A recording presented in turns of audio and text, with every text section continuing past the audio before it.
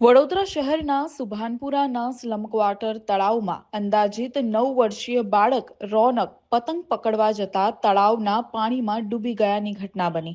આ ઘટનાની જાણ વડોદરા ફાયર બ્રિગેડને કરાતા TP13 ફાયર બ્રિગેડની ટીમ ઘટના સ્થળે દોડી આવી બાળકને શોધવાની તજવીજ હાથ ધરી હતી। ફાયર બ્રિગેડના જવાનો દ્વારા ભારે શોધખોળ બાદ બાળકના મૃતદેહને તળાવમાંથી બહાર કાઢવામાં આવ્યો।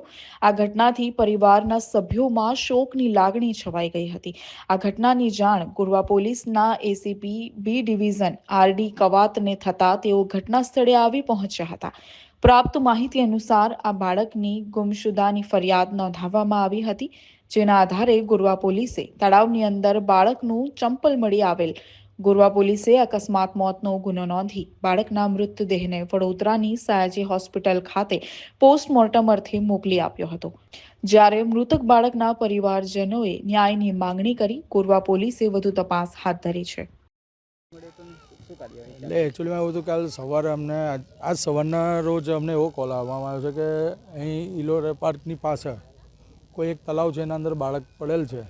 એ પ્રમાણે અમને કોલ આપવામાં આવ્યો સવારમાં લગભગ 8:30 પોણા 9ના અંદરમાં કોલ આવ્યો છે।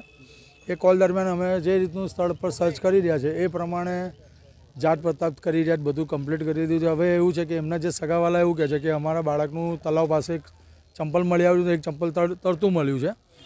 એમનો સંદેહ એવો છે કે એના અંદર કંઈ તળાવના અંદર બાળક પતંગ પકડવા નીકળ્યું હતું કે રમતું રમતું એ બાળક અંદર કંઈ લહરી પડ્યું છે કે પડી ગયું છે, એ રીતનું એ લોકોને કોલ આપેલ છે ફાયર બ્રિગેડની ટીમમાં। હવે બાળક લગભગ 9 કે 10 વર્ષનું કહેવામાં આવે છે।